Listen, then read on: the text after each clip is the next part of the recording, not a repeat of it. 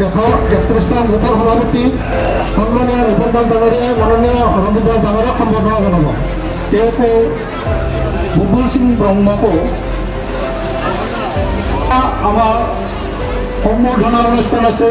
আজি আমাৰ যি মথনগুৰি পৰিষদৰ সমষ্টি, এই মথনগুৰি পৰিষদৰ সমষ্টিত আমি আজি VCDC হিচাপে আমি সভা আয়োজন কৰিছোঁ। তাৰ আমাৰ গোবৰ্ধনা যিখন VCDC, এই সভাখন আমি জেংৰাংপাৰা গাঁৱতে কৰিছোঁ। আৰু ইয়াতে 10টা বুথৰ এই VCDC 10টা বুথৰ 21জনকৈ যিমান কাৰ্যকৰ্তা, সেই কাৰ্যকৰ্তাসকল আজি আহিছে। আৰু সেই কাৰ্যকৰ্তাসকলক আমি এইটোৱে আহ্বান জনাইছোঁ, পূৰ্বতে যিহেতু 5,000তকৈ অধিক ভোটত আমি মথনগুৰি সমষ্টিত যিহেতু জয়যুক্ত হৈছিলোঁ, এইবাৰ আমি লক্ষ্য ৰাখিছোঁ 7,000তকৈ যাতে অধিক ভোটত যাতে আমি জয়যুক্ত হ'ব পাৰোঁ। আৰু লগতে যিহেতু আমাৰ মাননীয় মুখ্যমন্ত্ৰী ডাঙৰীয়াও এই মথনগুৰি সমষ্টিটো আহিব, তেওঁ আমাৰ বিটিআৰৰ প্ৰতিটো সমষ্টিতে আহি দলীয় সংগঠনৰ যি কাৰ্যকৰ্তাসকলৰ লগত তেওঁ মানে আলাপ কৰিব। গতিকে সেইখিনি আলাপৰ সময়তো যাতে প্ৰতিটো কাৰ্যকৰ্তা থাকে আৰু স্থানীয় ৰাইজকো তেওঁলোকৰ ৰাইজৰ যদি কিবা অভাৱ অভিযোগ আছে নিশ্চিত ৰূপত জনাব পাৰিব।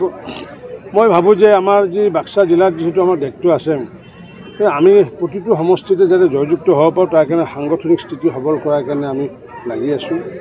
আৰু এইটো আমি নিশ্চিত ৰূপত ক'ব পাৰোঁ যে ভাৰতীয় জনতা পাৰ্টীক বাদ দি পেলাই কোনো আগন্তুক দিনত বিটিআৰত চৰকাৰ গঠন কৰিব নোৱাৰে।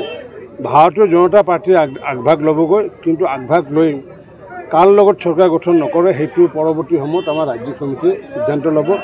মুঠৰ ওপৰত নিশ্চিত ওপৰত ভাৰতীয় জনতা পাৰ্টীক বাদ দি পেলাই এইবাৰ BTCত কোনো চৰকাৰ গঠন কৰিব নোৱাৰে। পূৰ্বতে দাদা 9খন আসন লাভ কৰিছিল বিজেপি, এইবাৰ আৰু বৃদ্ধি হ'ব বুলি ভাবে নেকি আপোনাৰ? মইতো আগৰ পৰা কৈ আছোঁ যে যিহেতু 1ৰ পৰা 9, 9ৰ পৰা 18, গতিকে 18খন আসন আমি ভাৰতীয় জনতা পাৰ্টীয়ে আমাৰ সমগ্ৰ বিটিআৰত আমি পাম বুলি আমি আশা ৰাখিছোঁ, বা আমাৰ সংগঠনৰ স্থিতিয়ে আমাক এই কথাষাৰ কৈছে।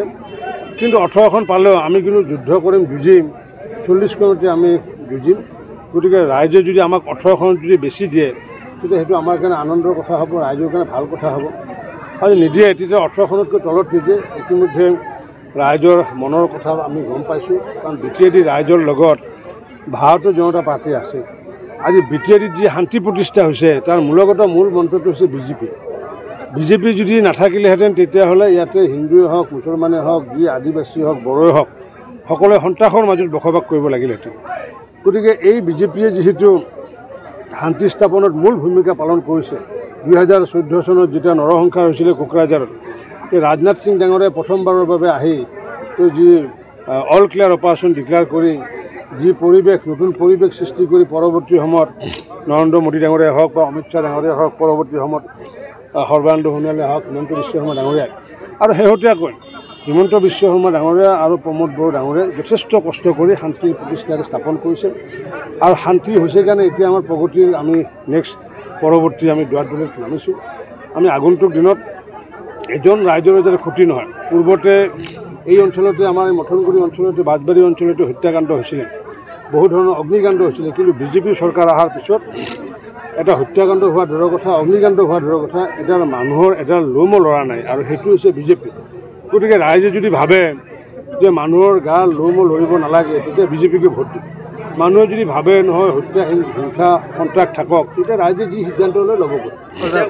উচ্ছেদ চলি আছে চাৰিওফালে, মানাহতো বহুত বেদখল হৈছে, কেতিয়ালৈকে উচ্ছেদ কৰিব? এই বিষয় লৈ পেলাই মাননীয় মুখ্যমন্ত্ৰী ডাঙৰীয়াই স্পষ্টভাৱে জনাইছে। গতিকে তেখেতে মুখ্যমন্ত্ৰী জনাৰ পিছত মোৰ ক'বলগীয়া একো নাই।